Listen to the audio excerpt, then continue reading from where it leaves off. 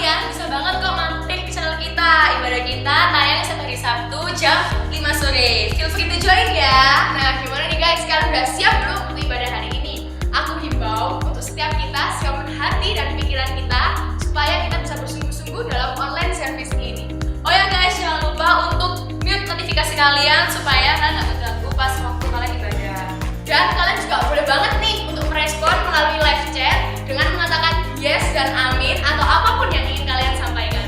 Oke guys, stay tune sampai ibadah berakhir soalnya ada yang spesial nih. Dekat kita join beribadah bareng yuk. Yuk, sebelumnya mari kita berdoa terlebih dahulu. Tuhan Yesus, terima kasih buat kasih-Mu, penyertaan-Mu yang begitu sempurna di dalam kehidupan kami, sehingga kami masih diberikan kesempatan untuk kami bisa memulai ibadah yuk ini walaupun secara online, tetapi kami mau tetap semangat, kami mau tetap percaya Tuhan, karena kami tahu kuasa-Mu tidak terbatas oleh waktu dan apapun itu. Terima kasih ya Bapa, hanya di dalam nama Tuhan Yesus, haleluya, amin. Enjoy this special service.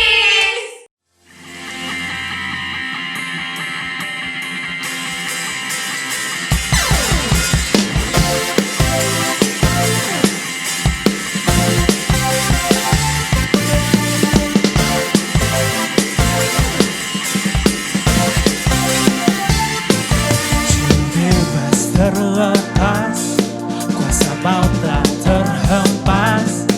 Nama Yesus pembenar, nama Yesus jawab.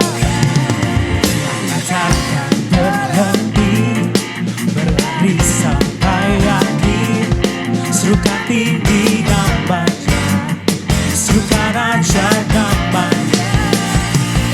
Roh Kudus membakar setiap pujian mujizat terjadi. Oh, mengalir kuasa-Mu, nyalakan hati. Ku nyanyi, oh, oh, oh, oh, oh, oh, oh, oh, oh. Tercurah kuasa-Mu, nyalakan hati. Ku nyanyi, oh, oh, oh, oh, oh, oh. Ajaib terjadi.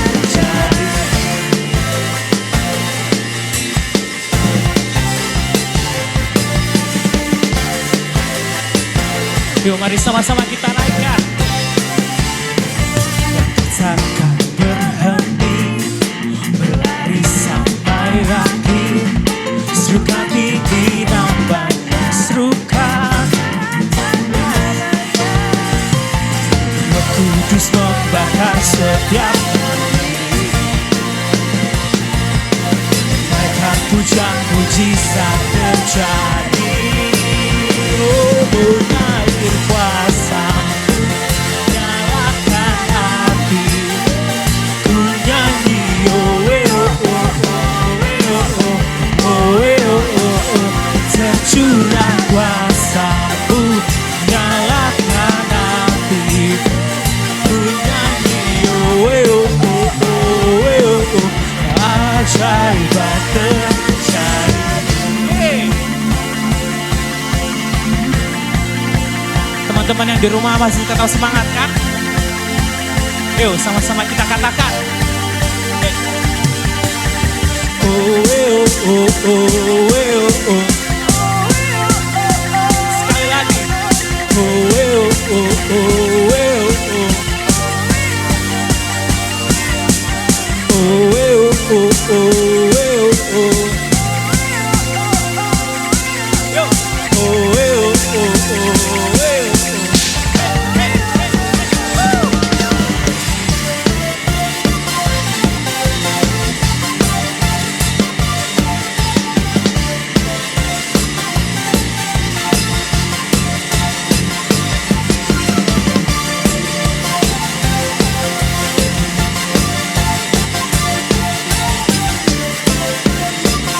Mari sama-sama kita pujikan.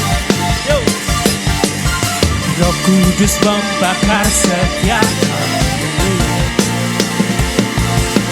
Takkan pujian mujizat terjadi. Oh, mengalir kuasa-Mu, nyalakan hati. Ku nyanyi, oh, oh, oh, oh, oh.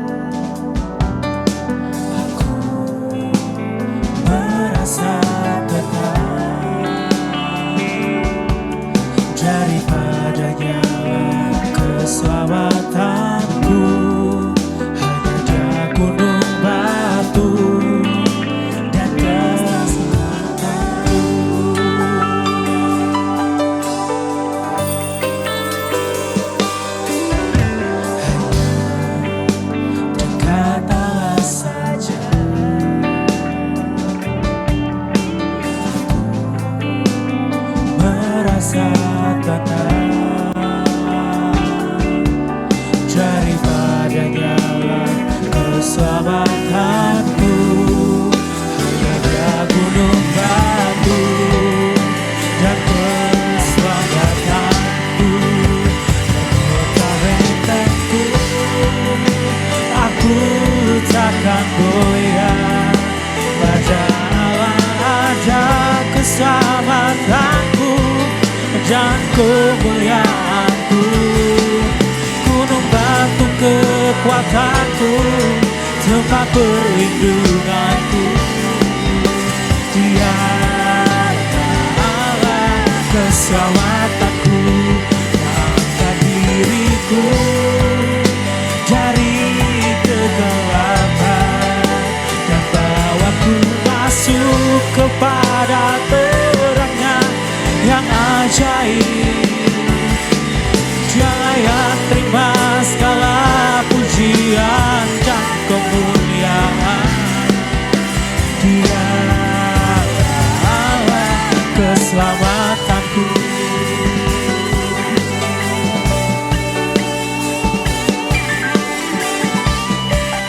Mari sama-sama kita pujikan dengan sungguh-sungguh.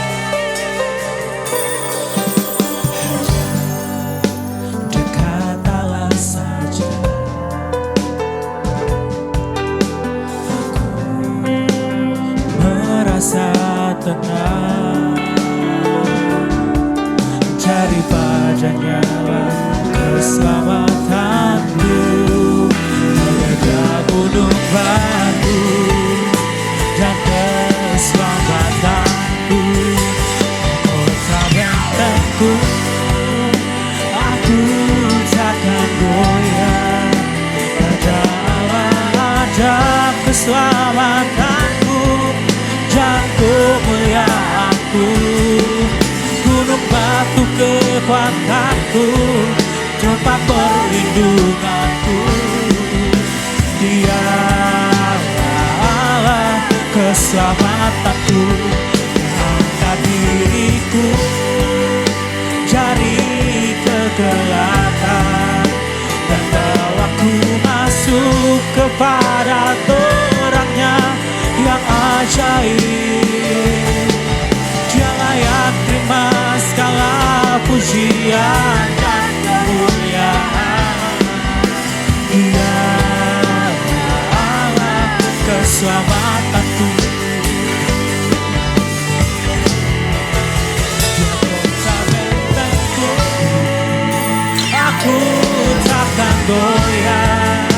Raja Allah ada keselamatanku dan kemuliaanku. Gunung batu kekuatanku, tempat perlindunganku. Dia Allah keselamatanku, yang angkat diriku dari kegelapan dan bawaku masuk kepada terangnya yang ajaib. Dia layak terima segala pujian dan kemuliaan. Dia Allah keselamatanku. Dia layak terima segala pujian dan kemuliaan. Dia Allah keselamatanku. Dia layak terima segala pujian dan kemuliaan. Dia Allah keselamatanku.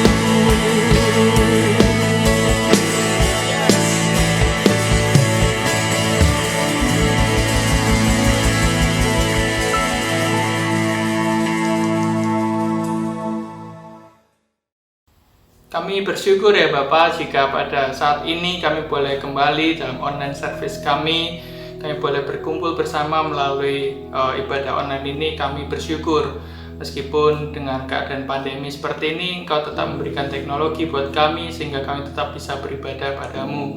Berkati setiap kami yang mau mendengarkan kebenaran firman Tuhan. Biarkan kami bisa mendengarkan apa yang disampaikan dengan baik, dan ini bisa tertanam dalam hati kami, sehingga kami bisa diubahkan melalui teguran dari firman Tuhan saat ini. Berkati juga untuk hamba-Mu yang akan menyampaikan.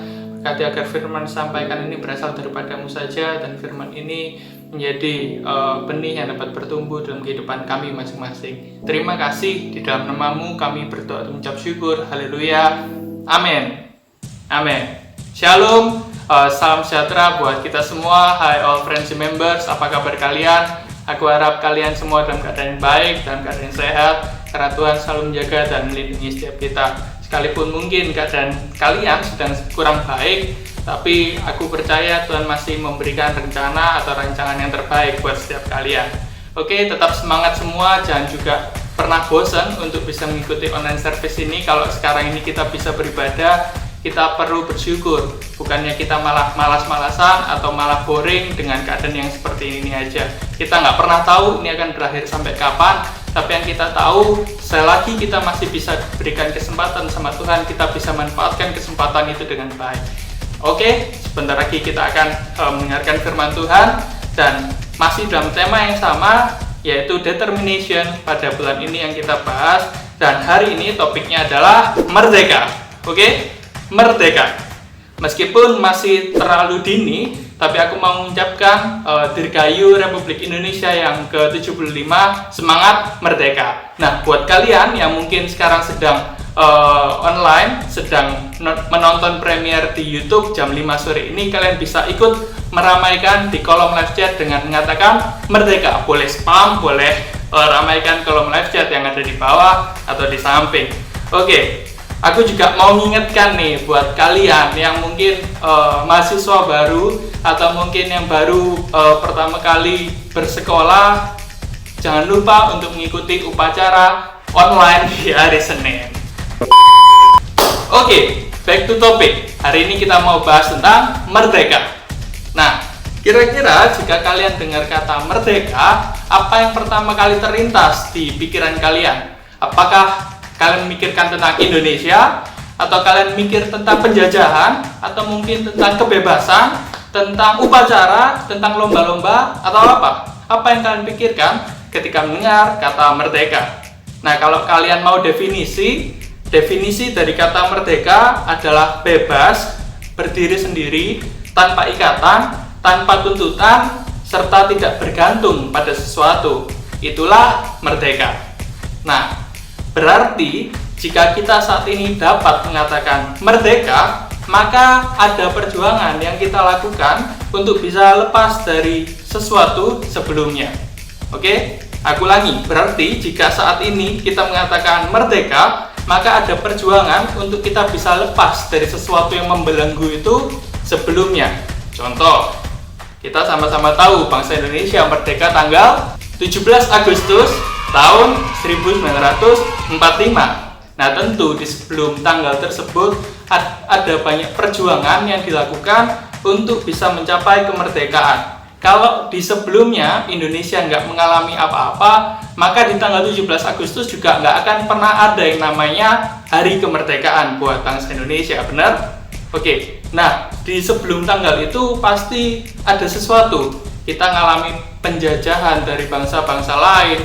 Juga selama 3,5 abad Belanda menjajah Indonesia.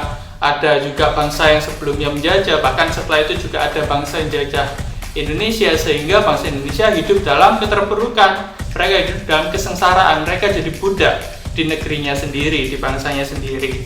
Nah, tentu itu juga berlangsung lama, tapi juga pasti ada orang-orang yang nggak terima dengan hal itu dan memperjuangkan hak mereka untuk bisa hidup bebas, untuk bisa lepas dari yang namanya penjajahan. Dan pada suatu waktu di sebelum tanggal 17 Agustus datanglah sebuah kesempatan itu, sehingga mereka bisa manfaatkan untuk akhirnya bisa mendeklarasikan kemerdekaan bangsa Indonesia.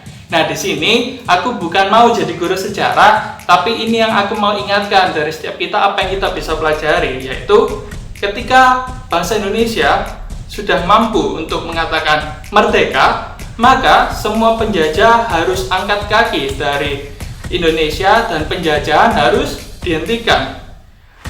mereka yang dulunya jadi budak, ini hidup sebagai orang yang bebas. Mereka yang dulunya terikat, sekarang bisa berdiri sendiri. Mereka dapat menentukan apa yang baik buat dirinya sendiri, nggak bergantung lagi sama apa kata penjajah mereka. Well, itulah arti dari kata merdeka. Nah, sekarang pertanyaannya adalah tentang diri kalian. Adakah hal-hal yang membelenggu hidup kalian saat ini? Adakah sesuatu hal yang membuat kalian nggak merasa merdeka dalam menjalani kehidupan kalian? Atau adakah hal-hal yang mencuri damai sejahtera kalian? Misal apa aja sih hal-hal yang membelenggu itu? Misal ini, salah bergaul.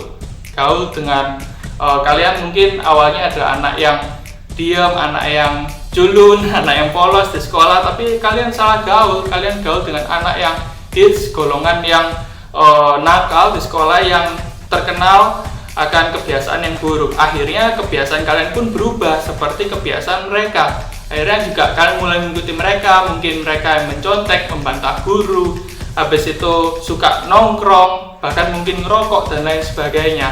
Kalian juga mulai kehilangan jati diri kalian. Kemudian selanjutnya hal yang membelenggu seperti perfeksionis. Nah, karakter yang perfeksionis ini adalah karakter yang terbeban untuk harus bisa menyajikan segala sesuatu dengan sempurna. Kalau kita nggak bisa mencapai yang namanya kesempurnaan itu, kita akan menyalahkan diri kita sendiri. Nah, nggak enak bukan? Terus yang selanjutnya ada pornografi. Nah, ini suka melihat hal yang nggak benar, hal yang nggak senonoh, hal yang belum pantas untuk dilakukan. Akhirnya kalian kecanduan, kalian terikat, makin menjadi-jadi, otak kalian juga makin rusak. Awalnya itu nggak damai sejahtera, tapi ketika kalian melakukan itu terus-menerus, akhirnya kalian ngerasa biasa aja untuk melakukan hal itu. Kemudian selanjutnya ada juga kebutuhan untuk mendapatkan pujian. Nah, ini seperti kayak gini. Kalian hidup pengen untuk dapatkan pujian, berarti kalian harus beli barang-barang yang mewah, kan harus instastory setiap kali itu di mall. Terus kalian juga kalau mau selfie, selfie-nya harus di depan kaca dengan kamera yang menunjukkan ada 3 boba di sana. Terus mungkin kalian kalau juga makan, harus makanan yang sudah di-review sama selebgram dan lain sebagainya. Akhirnya kalian ngerasa nggak bisa hemat, kalian jadi boros, kalian juga terbiasa untuk nggak mau bekerja keras. Kalian cuma mau menikmati apa yang enak aja demi dipuji sama orang lain. Dilihat kalau kalian ini dapat suatu hal yang diakui sama orang lain itu.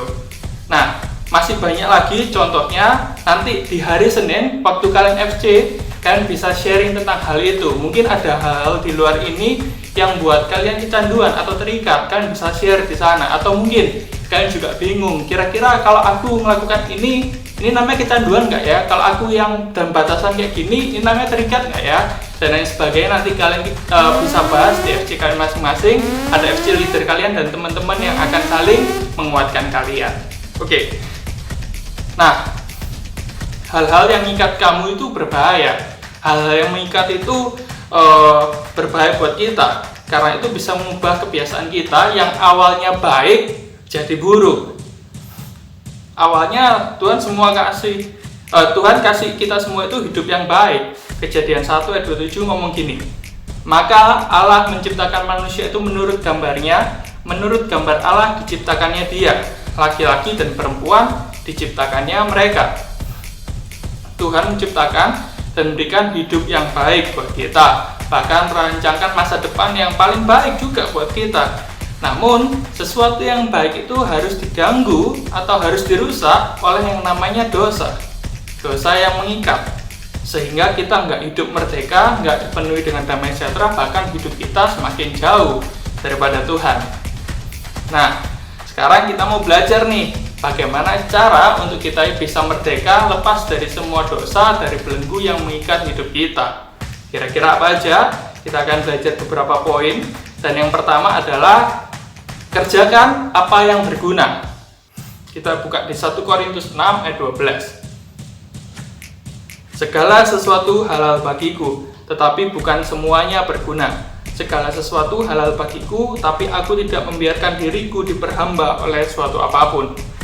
Tuhan ngasih kebebasan buat kita untuk melakukan apapun. Namun sebebas-bebasnya Tuhan ngasih kebebasan itu buat setiap kita, Tuhan juga kasih batasan agar kita nggak keluar jalur dan makin jauh daripada Tuhan. Contoh seperti Adam dan Hawa, mereka dikasih kebebasan untuk bisa mengelola Taman Eden, dan mereka juga dikasih kebebasan untuk dapat menikmati semua buah yang ada di sana. Tapi Tuhan kasih aturan, Tuhan kasih batasan untuk mereka nggak makan satu buah dari suatu pohon di taman itu, yaitu buah pengetahuan baik dan yang jahat. Akhirnya apa? Ketika mereka melanggar batasan itu, mereka keluar dari jalurnya Tuhan. Kalau kalian di masa kecil atau mungkin sampai sekarang kalian pernah tahu permainan Beyblade, di situ kita mainkan Beyblade itu di suatu arena, ya kan? Suatu arena dia bebas berputar kemana aja, tapi kalau ada lawannya yang datang di sana, dia juga bebas bisa berputar kemana aja selama dia nggak keluar dari batasnya, keluar dari arenanya. Kalau dia keluar, maka dia dianggap kalah. Nah, kalian juga pernah nggak main sepak bola? Atau kalian pernah nonton sepak bola?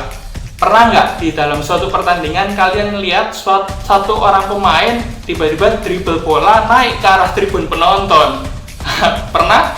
Nggak pernah. Tentu dia mengikuti aturan yang ada, yaitu dengan nggak keluar batasannya. Dia tetap boleh menendang bola, tapi dia tahu batasannya di mana dia dinyatakan bola keluar, bola tendangan sudut, dan lain sebagainya.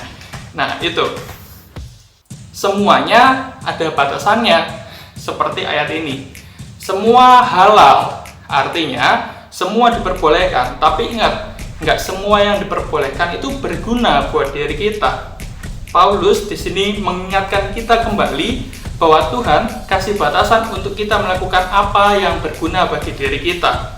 Sekarang coba renungkan, apa yang akhir-akhir ini sedang kamu kejar? Apa yang akhir-akhir ini sedang kamu genggam banget? Apa yang akhir-akhir ini sedang buat hatimu senang kalau kamu lakukannya? Atau apa yang sedang kamu lakukan sekarang? Pikirkan, apakah semuanya itu berguna untuk hidup kalian? Nah, ayatnya dilanjutkan dengan ngomong gini, segala sesuatu halal bagiku, tetapi aku tidak membiarkan diriku diperhamba oleh suatu apapun. Kalau kita nggak waspada, maka apa yang sedang kita inginkan, apa yang sedang kita genggam, apa yang sedang buat hati kita senang, itu bisa mengalahkan porsi Tuhan di dalam kehidupan kita. Dia bisa menjadi Tuhan dalam tanda kutip, dan kita jadi hambanya. Jangan sampai kita jadi seperti itu. Nah, apakah bermain game hingga larut itu adalah hal yang berguna? Apakah nongkrong di kafe, cangkruk di tempat tongkrongan sama teman-teman ada hal yang berguna jika kalian lakukan itu sampai subuh setiap hari?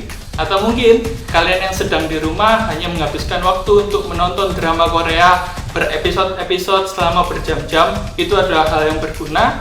Coba kita renungkan kembali. Nah, Tuhan di sini juga mengingatkan kita agar kita bisa memanfaatkan semua waktu ini dengan hal yang berguna. Apalagi waktu masa pandemi seperti ini, semuanya serba online, kita juga lakukan semuanya dari rumah. Kita hanya bisa melakukan itu aja dan terbatas, nggak bisa seperti dulu keluar rumah dan lain sebagainya. Nah, coba kita pikirkan juga apa yang kita lakukan selama di rumah itu adalah suatu hal yang berguna buat kita. Sudahkah kita gunakan waktu untuk sesuatu yang berguna? Coba kita renungkan sama-sama. Nah, oke, itu poin yang pertama. Kemudian kita lanjut di poin yang kedua. Poin yang kedua adalah mintalah support dari orang lain, mintalah dukungan dari orang lain. Ada di Amsal mengatakan begini, besi menajamkan besi, orang menajamkan sesamanya. Waktu Tuhan menciptakan manusia, waktu menciptakan kita, Tuhan juga pasti meletakkan orang-orang yang ada di sekitar kita. Entah itu teman, entah itu musuh, entah orang yang senang sama kita, ataupun orang yang nggak suka sama kita. Semuanya ditempatkan Tuhan di sekitar kita untuk suatu tujuan, yaitu adalah membentuk karakter yang sebelumnya belum pernah ada di dalam diri kita. Dulu, mungkin kamu adalah orang yang pemarah, tapi ketika kamu bergaul dengan si A, kamu yang pemarah mulai belajar untuk jadi sabar, mulai belajar untuk nggak gampang marah, mulai belajar untuk bisa menguasai diri. Atau mungkin dulu kamu adalah seorang pendiam di sekolah, di kelas, tapi waktu kamu berteman atau mendekatkan diri dengan golongan teman yang rame, maka kalian yang awalnya pendiam jadi anak yang rame, dan contoh yang lain sebagainya. Intinya adalah orang yang ada di sekitar kita berguna untuk membuat karakter yang baru di dalam diri kita, entah itu yang baik atau itu yang buruk. Tuhan tempatkan orang di sekitar kita untuk menajamkan setiap kita. Sama jika seandainya kamu sedang merasa nggak damai sejahtera, kamu sedang merasa kosong, kamu sedang merasa hampa, carilah temanmu yang paling tepat yang sudah Tuhan tempatkan di sekitarmu. Just share with him or her. Minta masukan. Sebaiknya dalam keadaan yang kosong kayak gini, nggak damai sejahtera kayak gini, aku yang terbaik harus melakukan apa? Aku lebih baik ngomong sama siapa? Dan lain-lain. Mintalah masukan sama dia agar kalian punya timbul suatu ketenangan, damai sejahtera yang baru. Kalian yang awalnya kosong sekarang sudah mulai terisi, sudah mulai dikuatkan. Nah, mulai timbul sebuah harapan juga di dalam kehidupan kita. Maka dari itu, carilah orang yang tepat untuk menemukan solusi yang tepat. Ya, orang yang tepat kebanyakan adalah orang yang lebih berpengalaman, orang yang lebih dewasa, baik secara pemikiran ataupun karakter. Karena mungkin kalau dihitung secara usia, orang belum tentu sudah dewasa. Nah, meskipun dia nggak ada jaminan 100% kriteria yang disebutkan tadi adalah orang yang paling tepat, setidaknya mereka telah memiliki pemikiran 1-2 langkah yang lebih jauh untuk bisa menguatkan kita, untuk bisa memberi arahan buat setiap kita. Nah, itu bisa siapa aja, bisa jadi orang tua kalian, bisa jadi guru kalian atau pemimpin kalian, bisa jadi itu kakak kalian, atau bisa jadi itu saudara kalian, atau mungkin sahabat karib yang selalu dekat dengan kalian, bisa jadi siapa aja. Nah, kuncinya yang pertama adalah kalian mau untuk terbuka dulu, karena keterbukaan adalah awal dari pemulihan. Kita lihat di Yesaya 59 ayat 2 berkata kayak gini, tapi yang merupakan pemisah antara kamu dan Allahmu ialah segala kejahatanmu, dan yang membuat dia menyembunyikan diri terhadap kamu sehingga ia tidak mendengar ialah segala dosamu. Kalau kita terus simpen dosa itu sendiri, kita malu untuk bisa share hal itu, kita berniat untuk kita bisa bangkit sendiri tanpa share dengan orang lain, itu akan membuat kita jatuh bangun terus dalam kubangan dosa yang selalu sama. Itu akan terus menyakiti diri kita, terus membuat kita kecanduan. Kuncinya untuk dipulihkan adalah mau berbagi, mau minta support, mau mengakui kalau kalian salah, dan kalian bisa untuk dipulihkan. Kayak rumah, kalian tentu semua tinggal di rumah. Kalau rumah itu dalam keadaan yang dikunci, pintunya dikunci, jendelanya juga ditutup, bagaimana sang pemilik rumah bisa masuk rumah itu? Tentu nggak ada jalan, nggak ada akses. Intinya untuk kalian bisa dipulihkan adalah buka aksesnya dulu. Buka kemauan untuk kalian mau cerita, mau sharing, mau berbagi, untuk kalian bisa dikuatkan dan dipulihkan. Itu poin yang kedua. Oke, dan kita masuk di poin yang ketiga.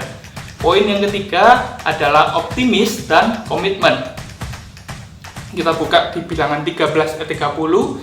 Ada seorang tokoh Alkitab di sana diceritakan tentang Kaleb dan Yosua.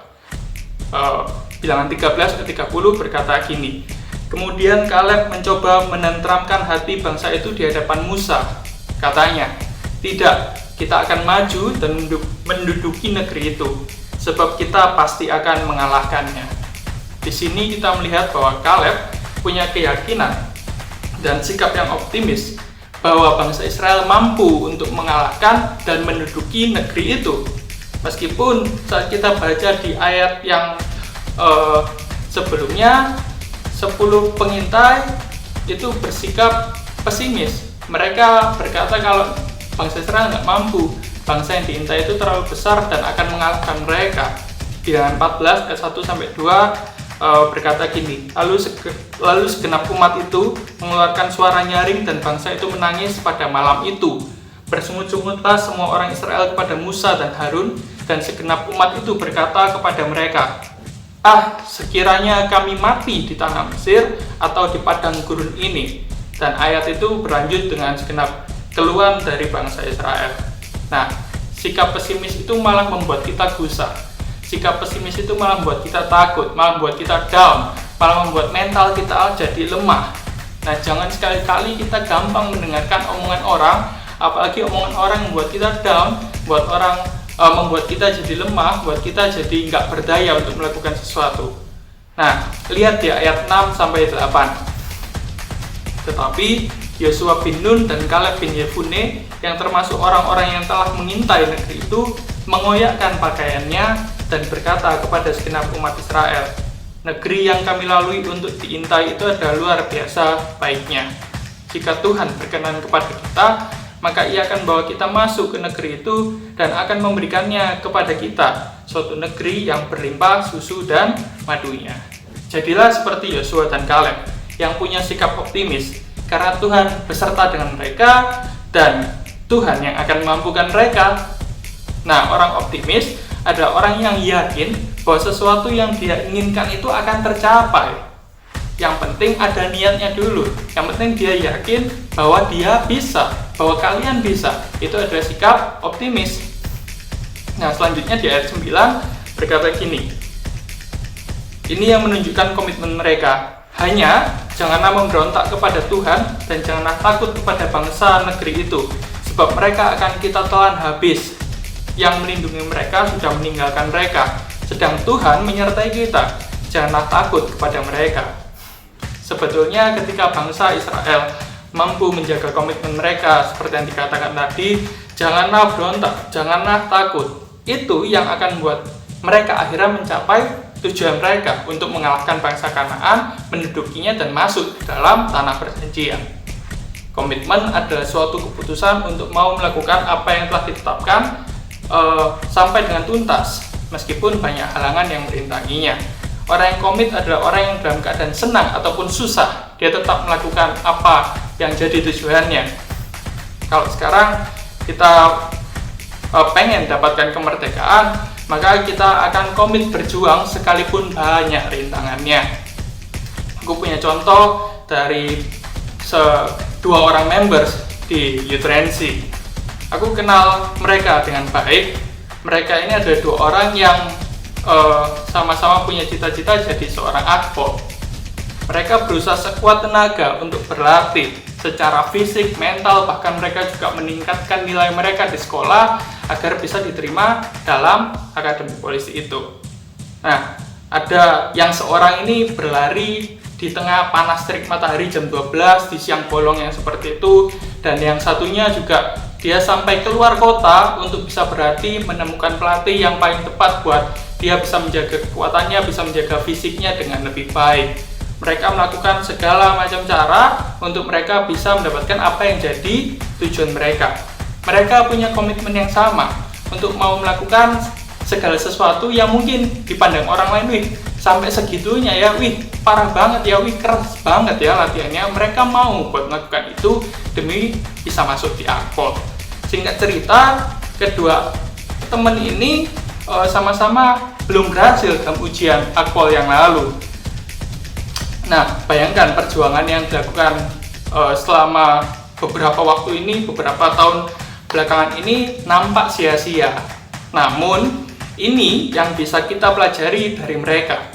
Sekalipun saat ini mereka gagal atau belum berhasil untuk diterima masuk di akpol, mereka tetap optimis bahwa mereka bisa, mereka mau mencoba lagi di tahun depan. Nah, dalam waktu yang cukup lama itu mereka juga berkomitmen untuk kembali berlatih, sekalipun kenyataan yang sebelumnya membuat mereka mungkin putus asa, down, dan lain sebagainya, tapi mereka tetap mau komit untuk bisa berlatih menjadi lebih baik lagi agar di waktu berikutnya mereka dapat diterima di sana. Nah, dari kisah mereka berdua kita bisa belajar optimis dan komitmen adalah hal yang saling berhubungan. Untuk bisa komitmen kita kudu optimis, dan optimis akan membuahkan hasil ketika kita punya komitmen yang kokoh.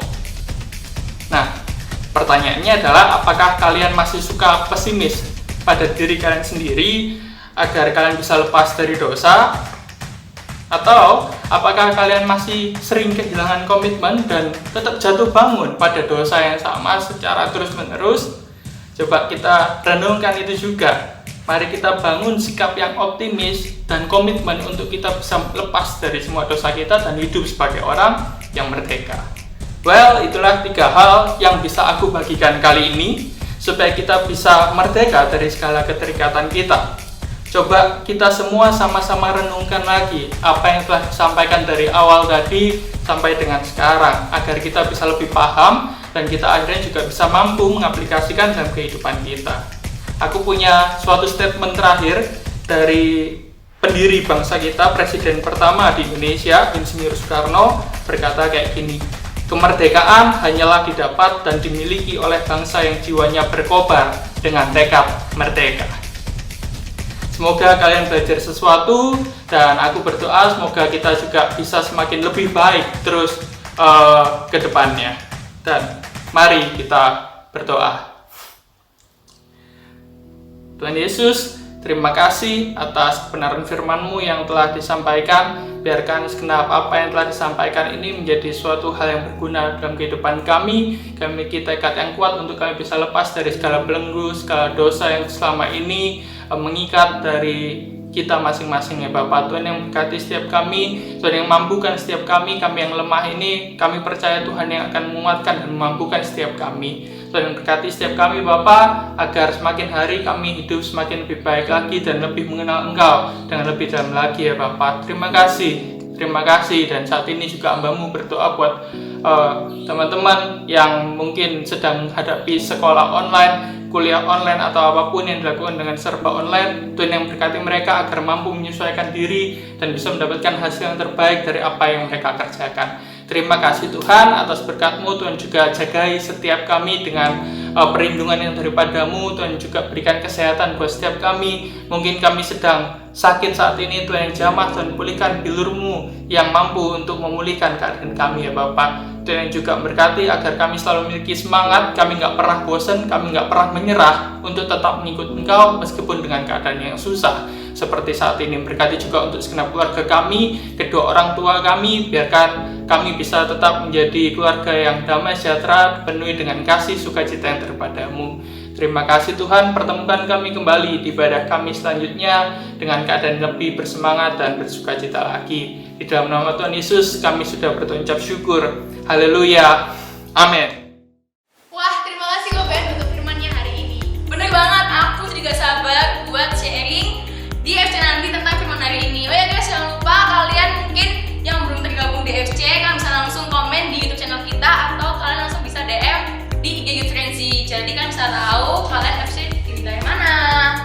Nah, sebelum kita mau pamit nih, kita akan ada sesuatu nih. Apa tuh Kak Gem?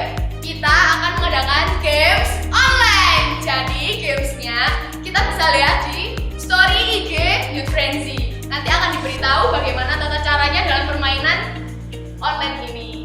Hadiahnya apa ya Kak Gem ya? Pulsa atau kuota? Ya enggak dong. Hadiahnya kali ini sangat berbeda karena di hari yang spesial ini hadiahnya adalah